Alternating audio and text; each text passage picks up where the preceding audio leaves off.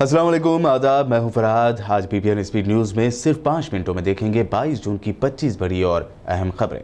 Glenmark और hetero के बाद एक और भारतीय कंपनी सिप्ला ने कोरोना वायरस कोविड-19 के इलाज में फायदेमंद सिप्रीमी नामी जेनेरिक दवा कर दी launch. US food and drug administration ने दी इजाजत। दुबई हुकूमत ने 7 जुलाई से इंटरनेशनल फ्लाइट्स को शुरू करने का किया है ऐलान। कोरोना नेगेटिव सर्टिफिकेट समेत कई तरह की हिदायत पर अमल करने पर ही मिलेगी इजाजत। अमेरिकी स्पीकर नैन्सी पेलोसी ने कहा, ट्रंप अखलाकी तौर पर सदर बनने के काबिल नहीं। साथ ही कहा, अवाम को जवाब चाहिए कि आखिर केसेस कम दिखाने के लिए कोरोना टेस्टिंग सुस्त क्यों की गई।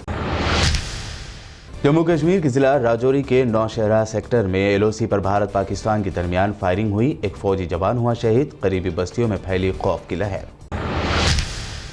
बॉर्डर पर कशीदगी के दौरान चीन ने भारत को फिर दी खुलेआम धमकी। कहा, अगर इस बार बॉर्डर पर हमला हुआ तो भारत को 1962 से भी ज्यादा उठाना पड़ेगा नुकसान। चीन को सबक सिखाने के लिए भारतीय फौजियों को दी गई खुली छूट। अब चीन के किसी भी जारहाना रवैये का मुंह तोड़ जवाब देगी आर्मी। कल डिफेंस मिनिस्टर की मीटिंग के बाद आई ये खबर। गलवान वादी के करीब इंडिया चाइना की फौजें अपने आप को मजबूत करने में है लगी। किसी भी सूरत हाल से निपटने के लिए दोनों मुल्कों के 1,000 फौजी जवान किए गए तैनात। सरहद में चीनी फौज के न घुसने के पीएम मोदी के दावे पर राहुल गांधी ने फिर कहा, सैटेलाइट फोटो साफ दिखाती है कि चीन ने पेंगोंग झील के पास भारत की धरती पर कब्जा कर लिया है। मनमोहन सिंह ने पीएम मोदी को नसीहत के साथ साथ मशवरा और वार्निंग भी दी। कहा, नाजुक दौर में ऐसे अल्फाज इस्तेमाल नहीं करना चाहिए जिससे मुल्क की सलामती मुतासिर हो और चीन को मिले मजबूती। मनमोहन सिंह के बयान पर बीजेपी के कौमी सदर जेपी नड्डा ने किया जवाबी हमला। कहा, ये वही कांग्रेस है जिसने बिना लड़े जमीन कर दी थी सरेंडर।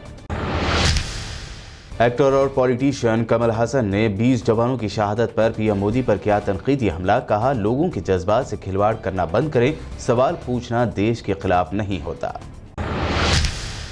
मुसलसल 16वें दिन पेट्रोल और डीजल की कीमतें बढ़ी। पिछले 20 महीनों की सबसे ज्यादा ऊंची कीमतें होने का बना रिकॉर्ड। अपोजिशन की पेट्रोलियम कीमतों पर इजाफे पर खामोशी हैरान कुन। दुनिया के सबसे अरबपति लोगों की लिस्ट में शामिल हुए मुकेश अंबानी। जियो में फॉरेन इन्वेस्टमेंट के बाद $64.5 बिलियन हो चुका है नेटवर्थ। दिल्ली में कोरोना की तेजी से बढ़ते मामलों के दरमियान केजरीवाल हुकूमत ने लिया फैसला। होम क्वारंटीन लोगों को ऑक्सीजन पल्स मीटर देने का किया ऐलान। टेस्टिंग 3 गुना तक बढ़ा दी गई। भारत की रियासत गोवा में जानलेवा कोरोना वायरस के इन्फेक्शन से पहली मौत हुई है। गोवा के हेल्थ मिनिस्टर विश्वजीत ने बताया कि कोरोना से मुतासिर 85 साल बुजुर्ग खातून की हो गई मौत। हैदराबाद में कोरोना वायरस से एक डॉक्टर की हुई मौत। प्राइवेट हॉस्पिटल में हो रहा था इलाज। महकमा पुलिस के एक और अहलकार के भी कोरोना से मौत की है खबर। तेलंगाना के जिला आदिलाबाद के रिम्स अस्पताल में कबायली खातून की मौत पर गवर्नर तमिलिसाई सुंदरराजन ने जाहिर की शदीद नाराजगी। मामले की जांच का दिया हुक्म। केसीआर ने कर्नल बी संतोष बाबू की फैमिली से की मुलाकात। 5 करोड़ रुपए का चेक हैदराबाद के शेखपेट इलाके में घर के लिए 500 गज राशि फराहम करने का किया ऐलान। कर्नल की बेवा संतोषी को ग्रुप 1 मुलाजमत के तहत डिप्टी कलेक्टर के ओहदे पर पोस्टिंग के अहकामात भी सौंपे। तेलंगाना में एसएससी स्टूडेंट्स के पासिंग ग्रेड्स कर दिए गए जारी। स्टूडेंट्स bse.telangana.gov.in साइट से रिजल्ट कर सकते हैं डाउनलोड। मान साहब टैंक इलाके के स्प्रिंगफील्ड स्कूल स्टूडेंट्स के सरपरस्तों ने स्कूल इंतजामिया पर स्कूल फीस अदा करने के लिए दबाव डालने का लगाया इल्जाम। तेलंगाना में ग्रीन हाउस प्रोग्राम की आज हुई शुरुआत। केटीआर ने बतौर चीफ गेस्ट की शिरकत। तेलंगाना को सरसब्ज और शादाब बनाने पर दिया जोर। 10 एकड़ अराजी मुस्लिम कब्रस्तान के लिए की गई मुख्तस। वक्फ बोर्ड चेयरमैन मोहम्मद सलीम ने अराजी का किया मुआयना। लैंड ग्राबर्स के खिलाफ सख्त एक्शन लेने की पुलिस को दी हिदायत।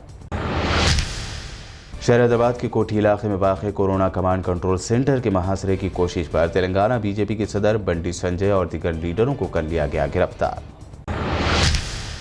आदिलाबाद में बीजेपी कायदीन ने टीआरएस हुकूमत के खिलाफ जमकर किया एहतजाज। रियासत की टीआरएस हुकूमत पर कोरोना के तय गफलत बरतने का लगाया इल्जाम।